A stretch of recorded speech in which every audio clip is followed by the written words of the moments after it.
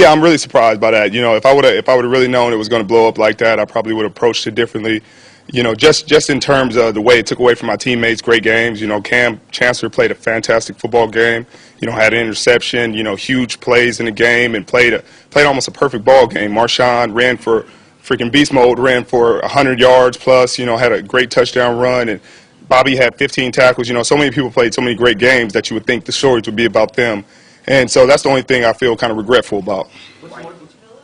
No, I don't. I don't think I'm a villain. I think that people always say the old cliche, don't judge a book by its cover, but they're judging the book by its cover. They're judging me off a football field, on the football field, during a game, right after a game, and they're not judging me off of who I am. Now, if I had got arrested 10 times or committed all these crimes or got suspended for fighting off the field and done all that, then I can accept being a villain. But I've done nothing villainous.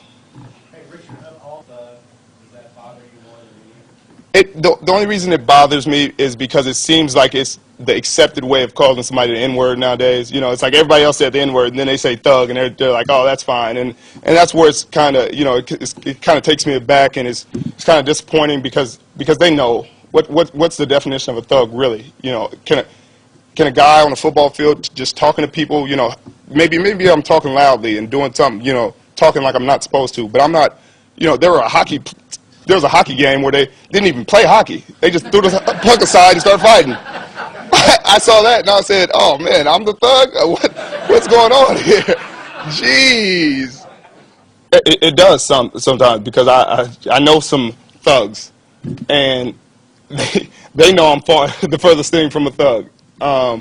And you know, it's just you coming from where I fought that my whole life. Just coming from where I'm coming from, you know, just because you hear Compton, you hear Watts, you hear cities like that, you just think thug. He's a gangster. He's this, that, and the other. And then you hear Stanford, and they're like, oh man, that doesn't even make sense. That's an oxymoron. And you fight it for so long, and to have it, you know, come back up and people start to use it again is really it's frustrating.